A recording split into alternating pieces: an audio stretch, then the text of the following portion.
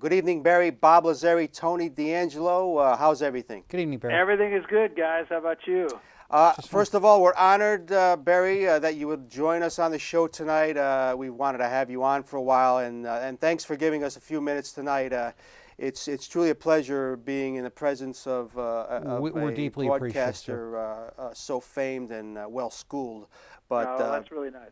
I appreciate it. Oh, our pleasure. Just a little background for our viewers who don't know who Barry Tompkins is, which would be impossible for me to realize. But born and raised out in San Francisco, Tony had worked KCBS radio in the mid-'60s, KPIX-TV in the late 60s, spent 5 years at NBC, 10 at HBO, ESPN, Fox Sports. Looking at his resume, there's really no sport Barry hasn't covered, and to go down your whole resume would be our whole time together. So we'll try to. That is to say, I'm old, right? Well, we won't say that. We're going to just say no, you're very esteemed. Experienced. But Barry, my first question, looking at everything, was that the early '70s when you moved from San Francisco to New York City to join WNBC. How was it doing such a coast-to-coast transition? How was that for you? It was really different. You know, I was doing local sports here for 7 years, here in San Francisco for 7 years. And, you know, it's a very different community out here in terms of how they approach sports and how they look at sports. And when I went to New York, even though I have family in New York, you know, most of my family is from New York, so I wasn't totally unfamiliar with it. But the difference in how much people care about sports in New York and how much they care about it here was just mind-boggling. You know, I mean, I used to be able to play with it and just kind of laugh and joke. And, you know, hockey was never a very big game out here. You know, I always used to kid that ice goes in margaritas out here. It's not to be skated on, you know. And so I wouldn't even give the hockey scores here, you know, but because nobody cared. But when I went back to New York, everybody really took it seriously. And that was really a real eye-opener for me, you know, because I always grew up as a fan, you know, when I was a kid, and so I always took it pretty seriously. But my audience in San Francisco they weren't really hardcore sports fans. So, you know, I could laugh and joke and have a lot more fun with it out here than I could when I was in New York. It was much more serious business. I think Dave Sims, Tony, the Seattle Sportscaster, kind of told us the same thing. Yes, doing he did. the games out there and having roots back here, he kind of told us the same. Right. Yeah, I've talked to Dave about that actually. Wow. Yeah. There you go. He was on the show. The winter, last winter. But that was a lot of fun. But then you actually went back to San Francisco in the late '70s as a sports director. Barry did some. You covered Pac-10 things, NFL pregame stuff, and then all of a sudden the whole HBO thing. And I know Tony and I wanted to sink our teeth into the HBO boxing thing. You know, when I think of Las Vegas, I think of three people. I think of Steve Wynn, I think of Mike Buffer, and I think of Barry Tompkins, I think. For some reason. Why do I think of Don King? Don King also? And tuxedos. I think of Barry Tompkins, I think of tuxedos. But it is true. There was a time I had more tuxedos than I had suits. You know? Well, it was so great, Tony, watching the old HBO fight. We look forward to them. You know, we really did. Those of us, especially when HBO, you know, we finally got it on the cable systems. But I mean, the HBO. We could talk. You know, and I think of. We mentioned the tuxedos, and I think of Larry Merchant, who you did a lot of work with. And Larry Merchant, to me, Barry, you know, very slow-talking, easygoing manner. To me, seemed very cerebral, very well-versed man in the sport of boxing. Maybe you could tell our viewers a little bit about your partner, Larry Merchant. Yeah, you know, well, he was all of those things. You know, he's one of the smartest guys I've ever been around, and was, of course, a columnist in Philadelphia for many, many years. So he comes from a print background, and he's very much a journalist first, you know, and I think he wears being a curmudgeon as a badge of honor. You know, he really kind of likes that role, and he's a thinker. You know, he's a real thinker, and he really understands. He knows what he's talking about. He understands what he's talking about, and his delivery is not so much what we come to think of what a sportscaster is. You know, most of us are kind of upbeat, and Larry, as you said, you know, he speaks very slowly, and he thinks about every question that he asks, and he poses it in a very deliberate kind of way, and that's Larry's style, and that's really what he is. But I really enjoyed working with him because he was really knowledgeable, and not just about boxing. I mean, he's very knowledgeable about sports in general. In fact, when he was a kid, he was an athlete, and he's a reader. He's not your jock. He's a smart guy, and I like surrounding myself with people like that. Yeah, he surely was, and actually had a good sense of humor, Tony, when that came out at times. He'd do it in such a quiet way. But before we get to more, I'll remind our viewers on the phone with us, famed sportscaster Barry Tompkins. Before we get to more specific boxing and fights, Tony, maybe you want to ask Barry a couple things. And Barry, good evening. I was wondering, you had the group of three. It was you, Larry, and the champ, and Sugar Ray. And what was it like working with Ray? And do you guys keep up with each other today? Yeah, we do. As a matter of fact, we always got along really, really well. He was like a little brother, to me, and I don't know why we hit it off so well, but we really did. And even though we came from obviously completely different backgrounds, and we really were very, very close. And I was kind of his alter ego, for a lot of that time. Yes. And we still do keep up with each other. He lives in Los Angeles now, in Brentwood, and he was he's a very interesting guy in that Ray is really a student of the game. He really understands the sport of boxing, and in all candor, that can't be said for a lot of fighters. A lot of fighters, it's just physical with them. A perfect example of that is a guy like Oscar De La Hoya. He's a great fighter, but he's not a great student of the game. Ray was a great student of the game, and he would see things, particularly, oddly enough, particularly before we were on the air, if we were watching preliminary fights or something, he would see things, and he would say something like, "Well, you see how he's dropping his left hand after he throws that right jab? He's right there for a right hook." And sure enough, like in the next 20 seconds, the person would get clocked with a right hook. He just could see things in the ring as an observer that even a lot of fighters couldn't see. So I really learned a lot about the sport and about the nuances of the sport from working with Ray. He was, and he really, here I talk about Larry Merchant as a guy who was, reads a lot of books, and he's a very educated guy. Ray was a very educated guy, but in a different way. I don't know how many books Ray's read. I would venture to say probably not very many, but he was really a savvy guy, He's one of the only guys that I could think of who came out of the sport of boxing, with everything intact, including his checkbook. Yeah, and so few seemed to surround himself with some people that kept decent an eye out people, for him. unlike a lot of the fighters who we may mention. He did, but at the same time, he did do that. But at the same time, he could tell you where every dollar that he had was, where it was invested, how it was invested, what it was doing, and all that kind of stuff. He I told you he was a student of the game of boxing, but he became a student of finance as soon as he got some money too. So, and that in large part, even though he did have the right people helping him, he knew where everything was. And you did so many big fights for HBO. It's going to be hard to ask you for a most memorable one. Barry, the Arguello Pryor one. I remember Tony watching it at the New Haven Coliseum with a college roommate at the time. Of course, Barry did the Tyson winning the I think it was the WBC title with the KO over Trevor Berbick. That was a second round deal.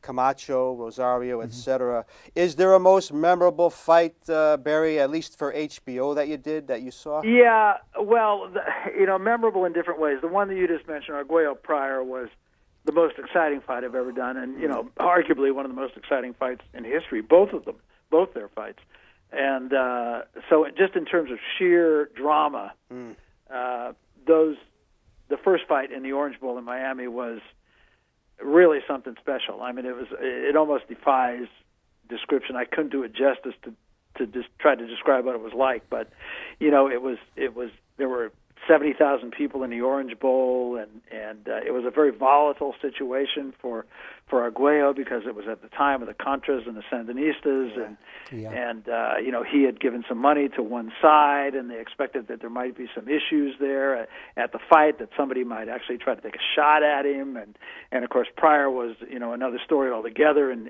the people he surrounded himself with, and how he came to the fight, and I mean it defined the term war in every respect, So just in terms of sheer drama and excitement, that was probably the most memorable fight. But in terms of importance of a fight, it would have to have been Hagler-Leonard. Mm-hmm. Oh, sure. Everybody wanted to see how that would shake out with the different styles and everything. But, some great stuff. I do remember the drama. Barry just talked about the Arguello Pryor. Yeah, I do as well. It was going crazy inside the Coliseum where I could barely hear the announcers. Yes. But it was something. You're watching Monday Night Sports Talk here on CTV 14. Again, on the phone with us, we're graced with the presence of Barry Tompkins, and I know, Tony, you probably wanted to talk a little bit about Mike Tyson. I know Barry's talked to Tyson, done Tyson fights.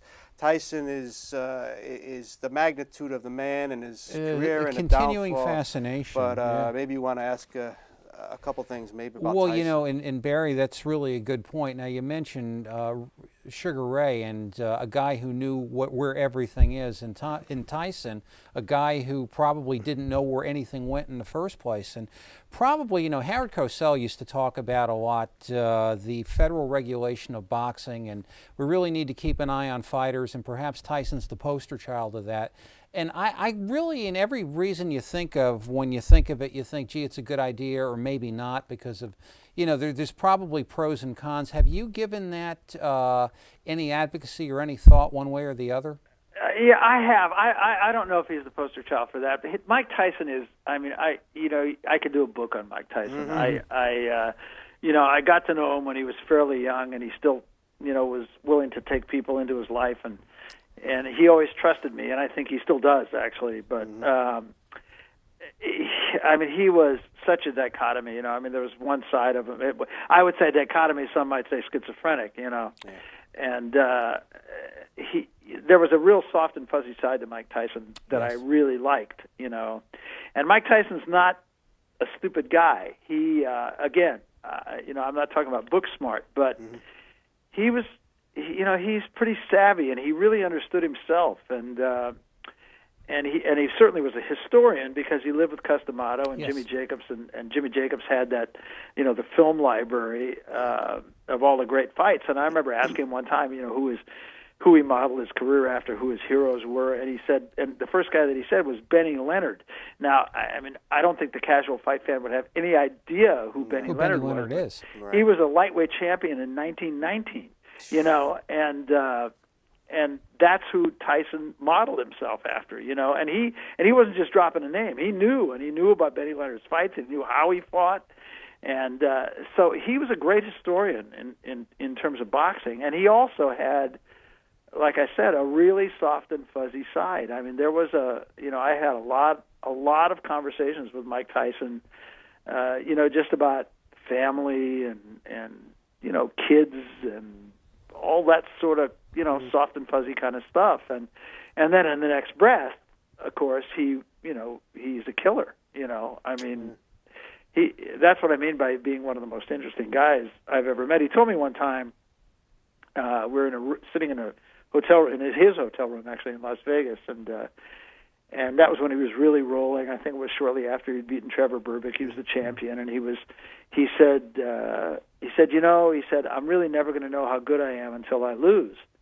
And then, about a year after that, or 2 years after that, he lost to Buster Douglas, and, that was a self-fulfilling prophecy. He was never the same guy after he lost. And I really feel sorry for him in a lot of ways, and he's got a lot of demons, and he always will have. And I don't know what his ultimate fate will be. He's a guy I worry about, to be really honest. And I read just today, Barry, he says he feels at peace with himself, but he's not actually comfortable with it, Tony, because he's not used to it. It's almost like things were going too well between him and his It's significant frightening. other, where he It's frightening. figures I have to do something bad because I'm not used to it. It was very strange, but it goes along a lot with what Barry just said. But again, we're on the phone with Barry Tompkins, famed sportscaster. Also, Barry, Tony had a role in Rocky IV. I was going to ask you about that. About how that all came about. Maybe you want to tell our viewers. That was a fluke. It was just one of those things that I was home one day and I got this phone call from this person who represents himself as an agent for, I don't think it was for Stallone, but it was for Stallone's production company or something, asking me if I would be interested in doing this film and playing the part of a boxing announcer in this film. And it just happened that I had like a 2-week hole in my schedule where I wasn't doing anything, and they were going to shoot this scene. It was in Vancouver, British Columbia. They were going to shoot this scene during those 2 weeks, and I thought, well, it'd be kind of a goof. I've not really, everything I've been doing all my career is live television, So, the movie industry has never been anything I really aspired to, but I thought it would be interesting to do, and I had this hole in my schedule, and so I thought, well, sure, I'll do it, just for fun. I'll go up and do it. So, so I went and did it, and to be honest, the money that they paid me to do it was not worth my time, but I just thought, it would be kind of fun. Well, it turns out, the way, and it was boring as hell. I just hated every minute of it. It was, I mean, like I said, I'm used to doing live television where you don't get a take two. It's just the red light goes on and you start talking, and 2 hours later the red light goes off and you say goodnight. Yeah. But the movie industry obviously is very different, where you do 25 or 30 or 40 takes is not unusual. And Right. so I just found it to be absolutely dreadfully bone-numbing, boring. I can And then it turns out that the way the film was edited, I don't know how those things work, but there's something about if you are on camera for X amount of seconds in a film, you become a principal, what they call a principal in the film. And so the money that I was bitching about for 2 weeks of my time suddenly turned into I've made 200 times that money over the course of time. So I still get checks from Rocky IV. Every time it's on television, I get another check. It's not it's not a significant amount of money, but over the 20-something years, it was well worthwhile. Well, there you go. You're looking back, and Very, but very it was nice. cool the first time I saw it. Hey, there's Barry. There's Barry Tompkins. Tompkins. That's Yeah, cool. we walked into that scene. But I know you worked on ESPN. You did fights with Al Bernstein, who I respected Yes. also, and Same I here. know you've also. I think you currently do things with Sean O'Grady. Is that true, Barry? He's another guy. I was when Fox first started doing. I work mostly for Fox now, and when we first started doing boxing with Sean O'Grady, but now I'm doing a series for Top Rank. It's called Top Rank Live, and it runs on Fox. And I'm with Rich Murata, who was with us with Sean too. It was Sean and Rich and I, and now it's just Rich and I. So that's that's still fun. But I've always done a lot of other things other than boxing, and I like boxing, and I still do like it. But I don't ever want to be just typecast as a boxing guy. So I've always done football, and I've always done basketball, and I've always done tennis, and I've always done a lot of other sports, and still do. And I think that's what kind of keeps it fresh for me. Now I'm doing probably 12, 14 fights a year, which is just about what I want to do. Yeah, I wanted to make sure that we don't typecast him as just a boxing guy, because his resume, again, For football, sure. Pac-10 football, basketball, and every major sporting event, the Masters, the French Open, Wimbledon, we can go on and on. But Barry, our time is just about up. Again, I want to thank you for giving us a few minutes We're so tonight. appreciative. Again, it's not often that we're in the midst of broadcasting royalty, but tonight was a special night, and I want to thank you for giving us a few minutes. And please keep in touch, and hopefully we could do it again someday. Well, I'll be happy to do it anytime. Thanks for all the kind words. I appreciate it. Okay, Thank you take so care, much, Barry. Barry.